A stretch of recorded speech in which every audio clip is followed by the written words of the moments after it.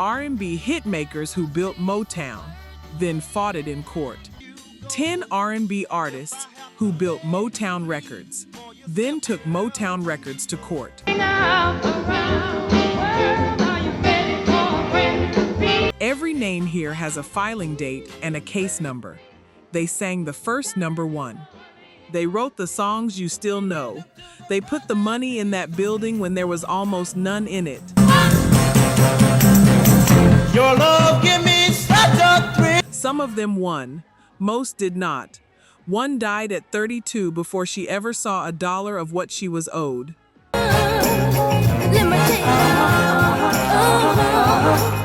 10. The Marvelettes.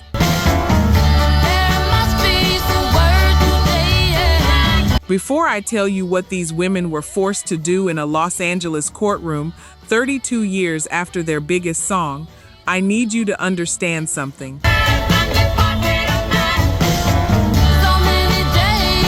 Motown's first number one record on the pop charts did not belong to the Supremes. It belonged to 5 high school girls from Inkster, Michigan.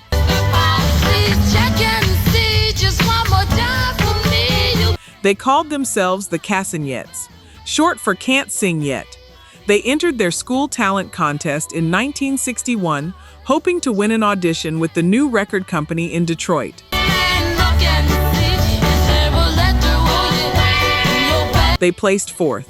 Only the top 3 won the audition. A teacher intervened and got them in the room anyway. Motown told them to come back with an original song. Georgia Dobbins brought back the bones of something called Please Mr. Postman. Brian Holland, Robert Bateman, and Freddie Gorman, a working postman by day, finished it. Gladys Horton, 15 years old, sang lead.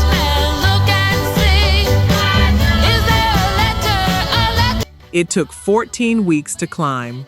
In December of 1961, it went to number 1 on the Billboard Hot 100, number 1 on the R&B chart as well. Motown had never had a number 1 pop record before that moment.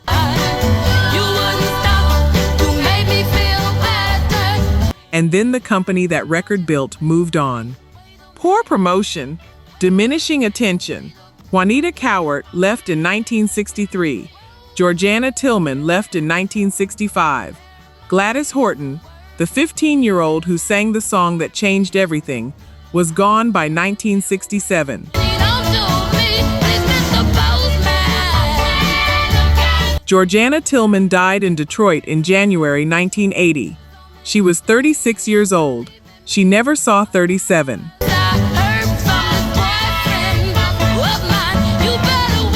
And in February of 1993, in Los Angeles County Superior Court, surviving members of the Marvelettes filed suit against Motown. The claim was that the company had exploited the group's master recordings under contracts signed back in 1961 and had failed to pay them what those contracts required.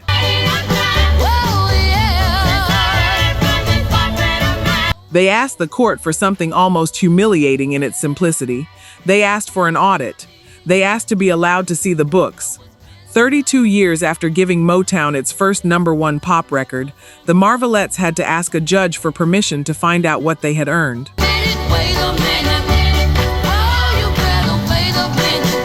Gladys Horton died in 2011 in a nursing home in Sherman Oaks, California. She was 66. The obituary lines all said the same thing.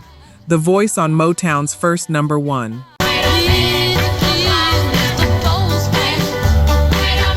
If Please Mr. Postman was playing in your house growing up, you already understand what I'm saying here.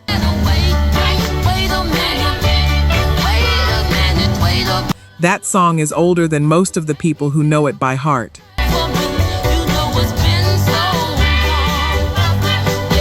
9. David Ruffin.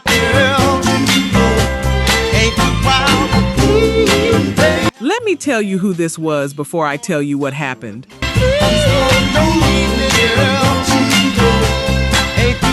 Davis Eli Ruffin, Born in Wynot, Mississippi, son of a Baptist minister, he had a rasp in his voice that sounded like it had already survived something.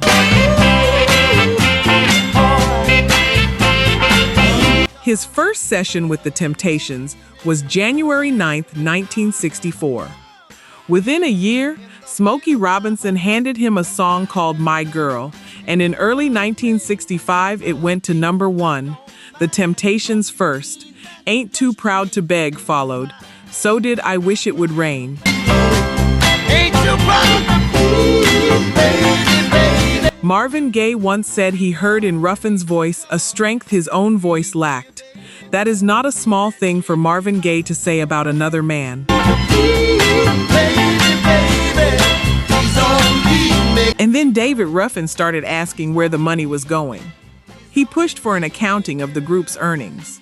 Motown partially relented and allowed the Temptations to bring in an outside accounting firm, but that firm was never given full access to the books held by the group's management company.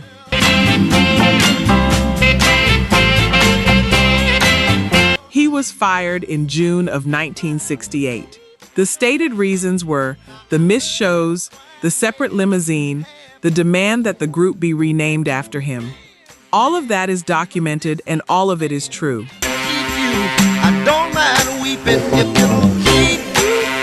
But in October of 1968, David Ruffin filed suit against Motown Records, and I want to be precise about what he asked for, because it matters.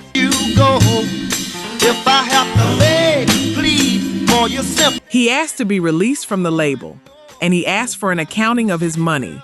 Motown countersued to keep him from leaving. With no sense of pride, but if I have to cry. The case settled, and the terms of the settlement required David Ruffin to stay at Motown and finish out his contract. He sued to leave. The result was that he had to remain.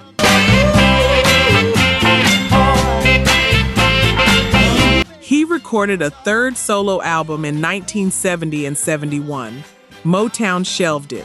It sat unreleased for more than 30 years and did not see the light of day until 2004, 13 years after he died in 1991.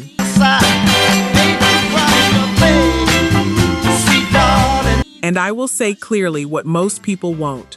The man who asked to see the books was the one who got labeled the problem. Real talk. Only 9% of you are subscribed. That hurts. We're spending hours digging through archives, fact-checking every detail, bringing these stories back to life. And if you're watching this far, you clearly care. So hit subscribe. It's free and takes 2 seconds. Now, to my subscribers, barely any of you have joined the membership. And honestly, that stings even more. You know the work we put in. You keep coming back. If these videos have ever made you feel something, if this music means something to you, join the membership. It's $1 coffee a month, and it's the only way we keep this going. Let's build this together. All right, back to it. 8. Martha Reeves and the Vandellas. Before this was a group, Martha Reeves was a secretary. She worked in the A&R department at Hitsville, answering phones, taking messages, waiting for someone to notice she could sing.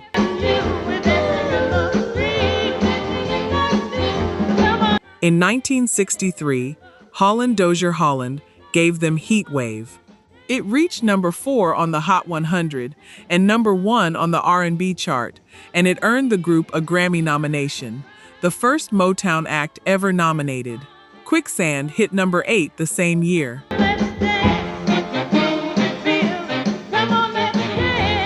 Then July of 1964, Dancing in the Street, number 2 on the Billboard Hot 100. It has since been entered into the National Recording Registry at the Library of Congress. It became something bigger than a dance record, and everyone who lived through that summer knows it. And then Motown left Detroit.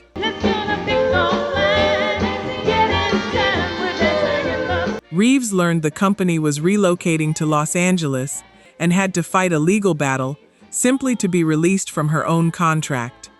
The group ended in 1972. Here is the part I need you to hold.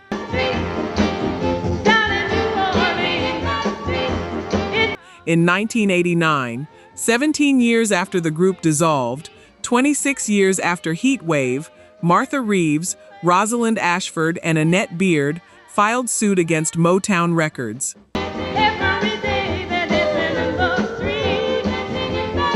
The claim was that no royalties had been paid on the group's recordings since 1972. Not underpaid, not disputed, not paid.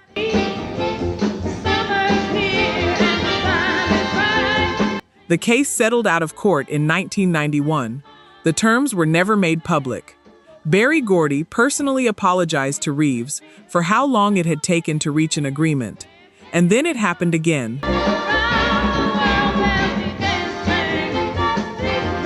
In 1993, members of the Vandellas went back to court, alleging that Motown had violated the terms of an earlier settlement by withholding the payments it had already agreed to make.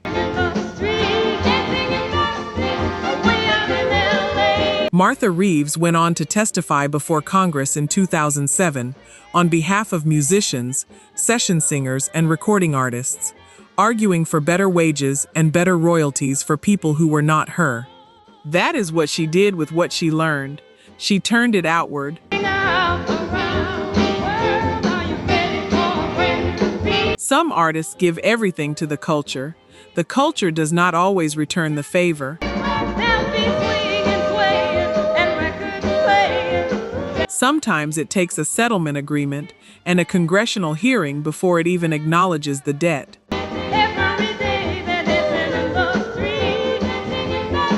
7.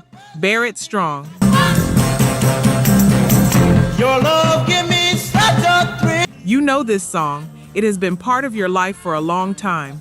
But knowing the song and knowing what it costs to make it, those are two different kinds of knowing. Let me give you the second one. Money don't get everything, it's true. But July 1959. A young man is at the Tamla offices. He hears Berry Gordy at the piano, working on something with the receptionist, Janie Bradford. He sits down beside Gordy and starts improvising a piano figure.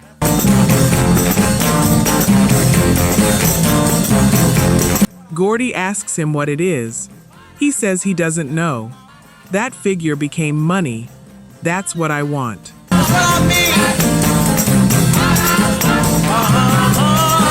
Barrett Strong was 18. He sang it. It reached number 2 on the R&B chart and number 23 on the Hot 100. It was Motown's first real hit, the record that put actual money into a company that badly needed it. But your love don't pay my bills, I need. The Beatles covered it. The Rolling Stones covered it. It has been recorded well over 100 times.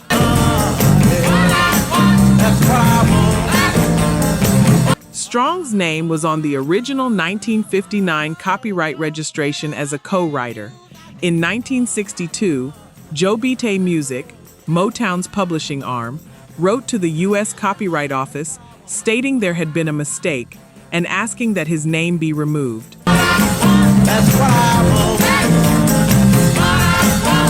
Gordy's position for the rest of his life was that the credit had been a clerical error. His name came back briefly when the copyright was renewed in 1987. It was taken off again the following year.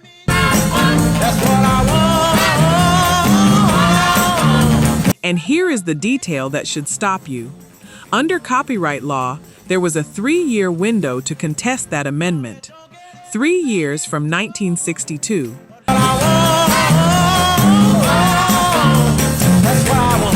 By the time Barrett Strong understood what had been done, the door had closed.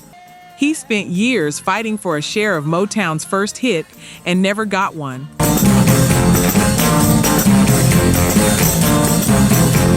And this is a man who could have coasted on grievance and didn't. He went on to write, with Norman Whitfield, I Heard It Through the Grapevine, Cloud 9, Ball of Confusion, Papa Was a Rolling Stone, War.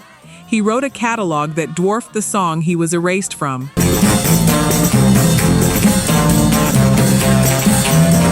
Barrett Strong died on January 29, 2023, at 81. In 2013, he said something plain about all of it, that his work would outlive him, that once he was gone, the songs would still be playing.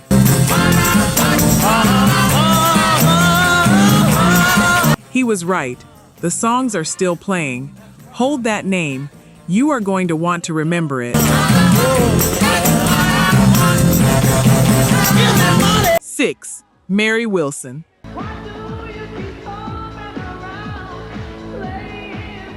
Let me tell you who this was. Mary Wilson was the only person who was in the Supremes from the beginning to the end. Every lineup, every year, every version of that group. She was the constant. She met Florence Ballard as a girl in Detroit after competing against her in local talent shows. They lived in the Brewster Douglas projects. They built a group out of nothing. When Diana Ross left in 1970, Wilson stayed and held the group together, coaching new members, keeping it working, building an audience in Europe that would come out for them whether or not there was a current record on the shelf. Nearly 20 years of her life, 12 #1 singles, she was there for all of them.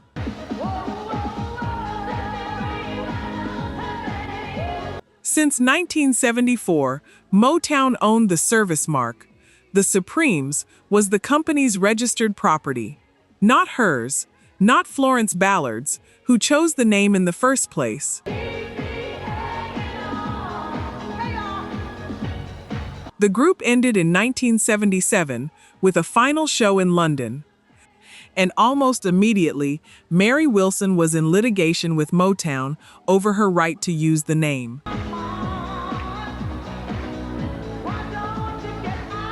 The dispute produced a settlement. Under its terms, she was permitted to use the name for one international tour, while formally acknowledging in writing that she had no right whatsoever to use the name Supremes in connection with her professional endeavors, in any manner or otherwise.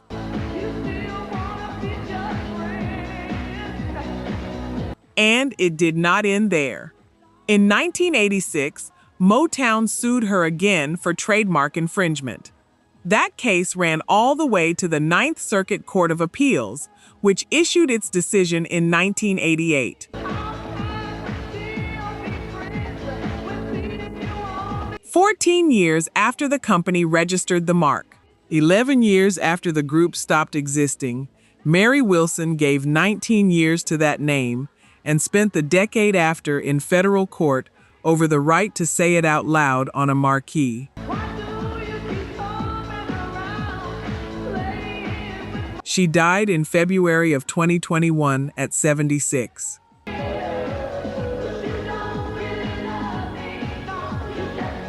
I want to be clear about what I am saying here. A name is not a trademark to the person who lived inside it. To the company, it is an asset on a schedule. To her, it was her 20s and her 30s.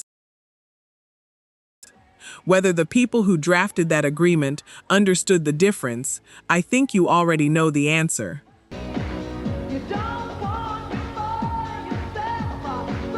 5. The Jackson 5.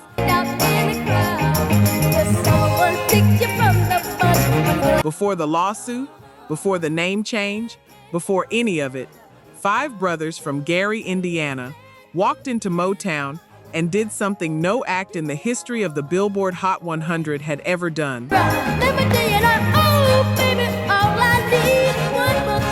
I Want You Back, ABC, The Love You Save, I'll Be There. Their first 4 singles all went to #1. All of them, in roughly a year. Michael was 11 years old when the first one topped the chart, and here is the number underneath all of it. The Jackson 5's royalty rate at Motown was 2.7%. For comparison, Comparable acts of that era were commonly earning somewhere in the range of 10 to 15%.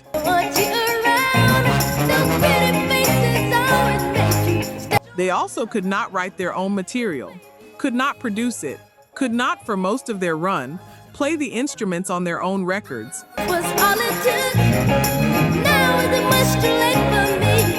In June of 1975, they signed with Epic Records, reportedly at around 20%, while still under contract to Motown. They announced the move at a press conference in Manhattan. Motown sued them for breach of contract. The dispute resolved in early 1976. They were allowed to go, but Motown held the trademark on the Jackson 5, and Motown kept it. The brothers walked out of Hitsville and had to leave their own name on the table. They became the Jacksons. Jermaine stayed behind. Randy took his place. Think about what that means at a human level. 5 brothers with the same last name who had been that group since they were children, and the group's name belonged to a corporation.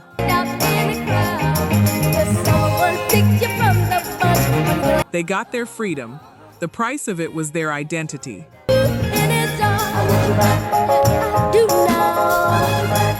4. Mary Wells. Let me tell you who this was. Mary Esther Wells, born in Detroit in 1943.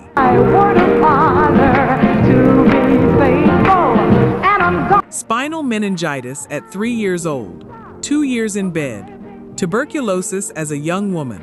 Her family was poor, and at 12 she was cleaning houses alongside her mother. Day work, she called it.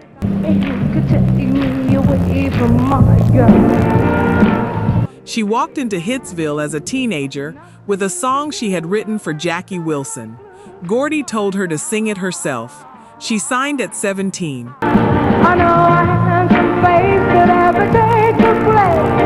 She was Motown's first real star, the one who really loves you. You beat me to the punch. 2 lovers.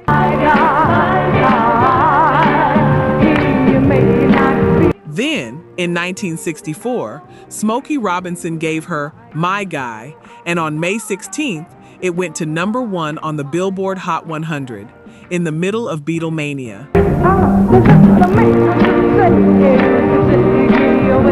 It led the Cashbox R&B chart for 7 weeks.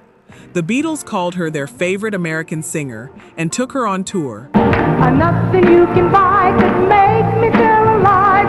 My God. 3 days before My Guy reached #1, on her 21st birthday, Mary Wells filed to get out of her Motown contract. Her argument was that she had been a minor when she signed it, without proper representation, and that it was therefore void.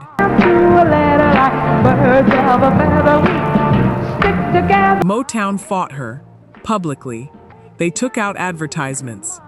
They spent months and real money on the litigation, and she won.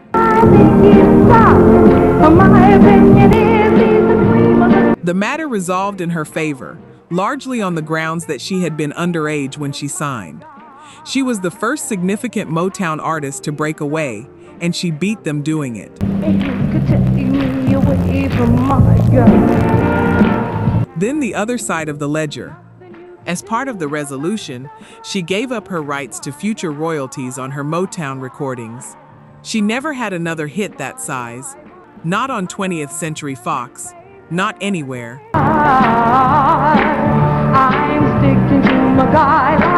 And in 1991, 27 years later, she filed suit against Motown again, claiming breach of contract and unfair business practices over unpaid royalties.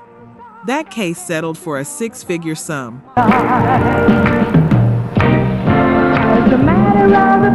By then, she was dying.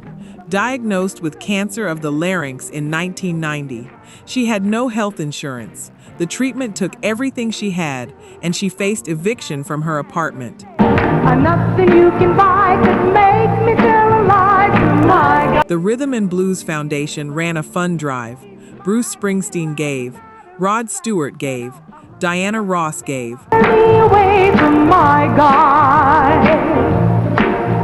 Berry Gordy contributed toward her housing.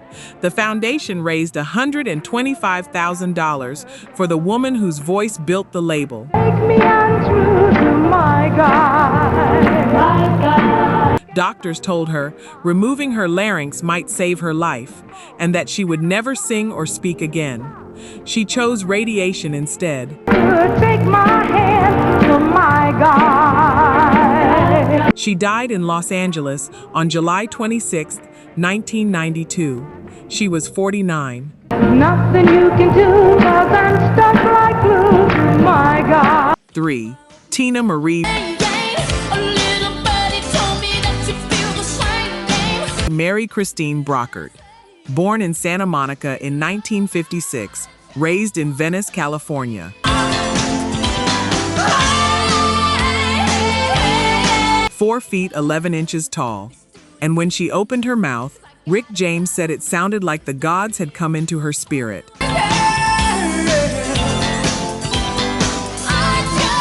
She signed with Motown in 1976 as an unknown. No commercial releases. No recorded songs. Her experience was weddings, parties, shopping centers, and school musicals.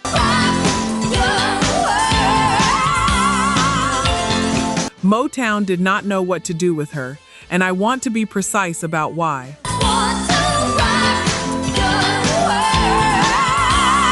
When her debut album Wild and Peaceful was released in March 1979, the company left her photograph off the sleeve entirely, a seascape instead.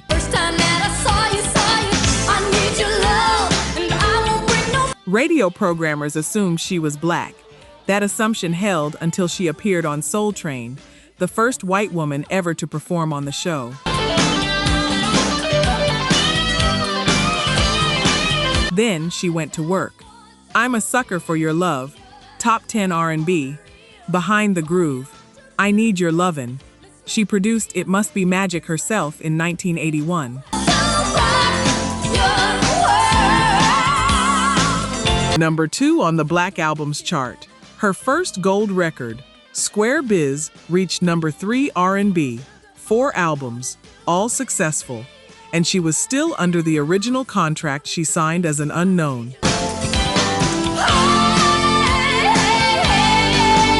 In May of 1982, she notified Motown she would not perform under those contracts any longer. In August, Motown and its publishing arm Jobet sued her for breach of contract.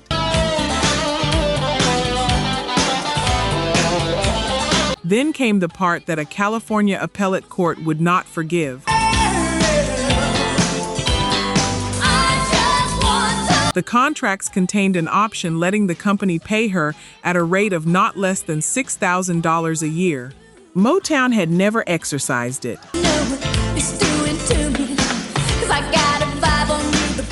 They waited until September 1982, more than 6 years into her performance, and 1 month after filing suit, and exercised it then.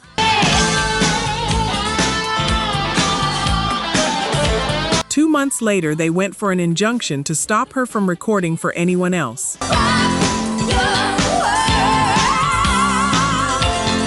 Motown Record Corp. v. Brockert, 1984. The California Court of Appeal ruled the option clause did not satisfy the statutory requirement of minimum compensation. And the court said, in effect, that the company had bought its insurance policy on the courthouse steps. She won. And because she won, the rule changed. It is known in the industry as the Brockert Initiative, the principle that a label cannot hold an artist under contract indefinitely while refusing to release their work.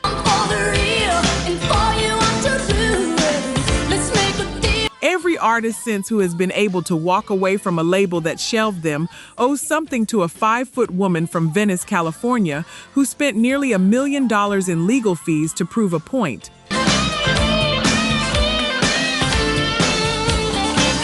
And if this name is new to you, that is not your fault. But it does not have to stay that way.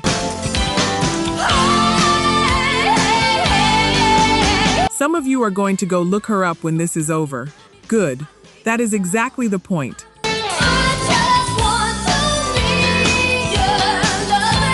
2. Holland-Dozier-Holland.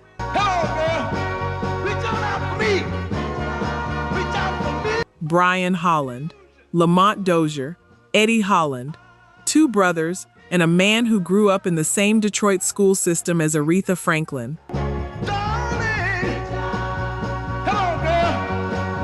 Their first composition together was Come and Get These Memories for Martha and the Vandellas in 1963. What followed is one of the most concentrated runs of hit songwriting in American history. Heat Wave, Baby I Need Your Loving, Where Did Our Love Go, Stop, In the Name of Love, You Keep Me Hanging On, Reach Out, I'll Be There, This Old Heart of Mine, Can I Get a Witness? 10 of the 12 #1 singles the Supremes had in the 60s came from these 3 men. 15 of their songs topped the Billboard Hot 100. Brian and Lamont built the music and produced it. Eddie wrote the lyrics and arranged the vocals. They did not decorate the Motown sound. They were the Motown sound.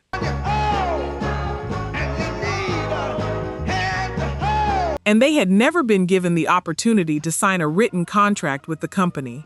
No document, and no access to the accounts that would let them verify what they were owed.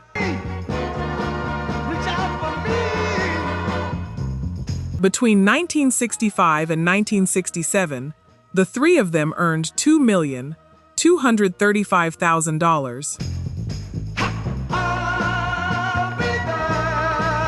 They believed the true figure should have been far higher, and they could not check. When they raised it, they got verbal assurances and nothing changed. So in 1967, they stopped. A work slowdown. Gordy, by then splitting his attention between Detroit and Los Angeles, took months to notice his hit factory had gone quiet.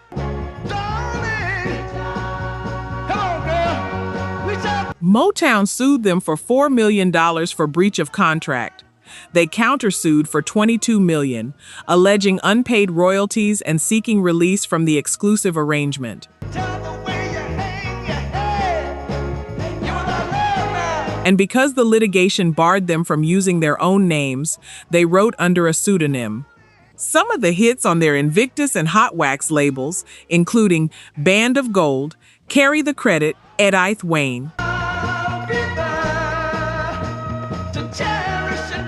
The 3 most successful songwriters of the decade had to invent a fictional woman in order to keep working. The Detroit Historical Society records the case as unresolved until 1977. 9 years.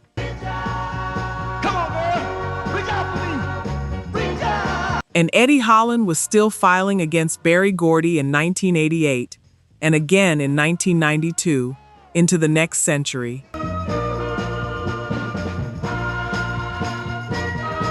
Talent without documentation is just genius with no witnesses.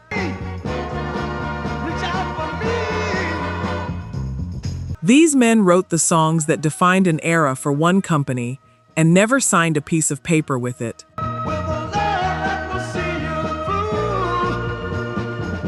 1. Florence Ballard. Before I tell you what was done to her, I need to tell you who she was, because that is the part that makes everything else hurt. Florence Glenda Ballard, born in Detroit, June 30th, 1943, 9th in a large family. They moved between public housing projects before settling in Brewster Douglas in 1958. Her father called her the flying red horse because she could not sit still.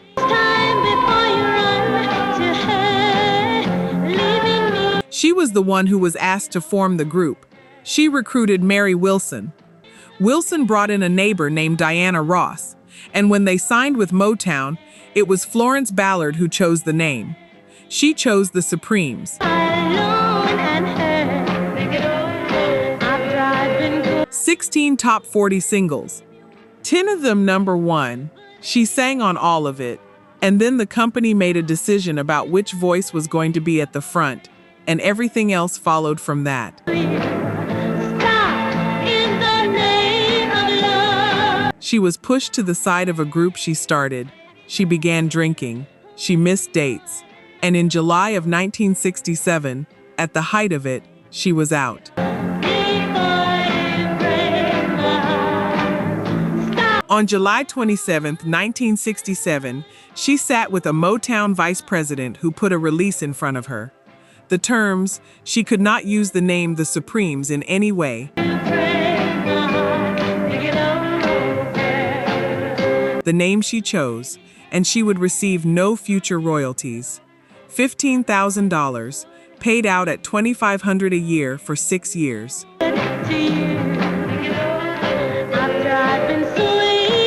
Her own account of that meeting, she was told that if she didn't sign, Berry Gordy would have nothing further to do with her.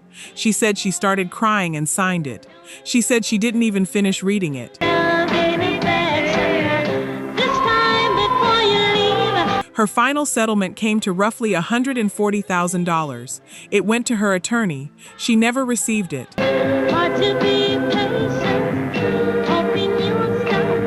That attorney later faced embezzlement charges, and Ballard had to sue his firm for negligence and breach of fiduciary duty just to chase money that was already hers. And in 1971, in Wayne County Circuit Court, Florence Ballard sued Motown for $8.7 million in royalties she believed she was owed for her years in the Supremes. The court ruled against her. It upheld the prior settlement and denied any further payment.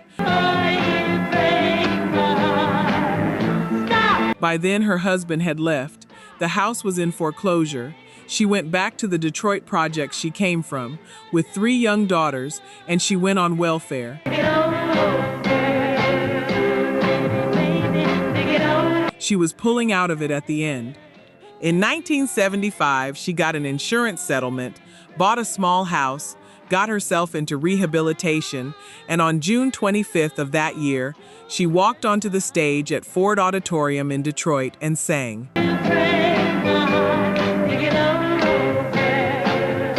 The crowd wanted a Supremes song for the encore.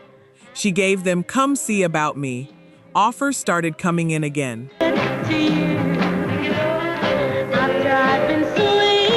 On February 21st, 1976, she was admitted to Mount Carmel Mercy Hospital.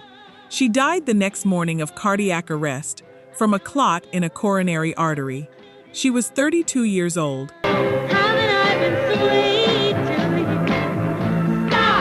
In 1988, she became the first woman posthumously inducted into the Rock and Roll Hall of Fame.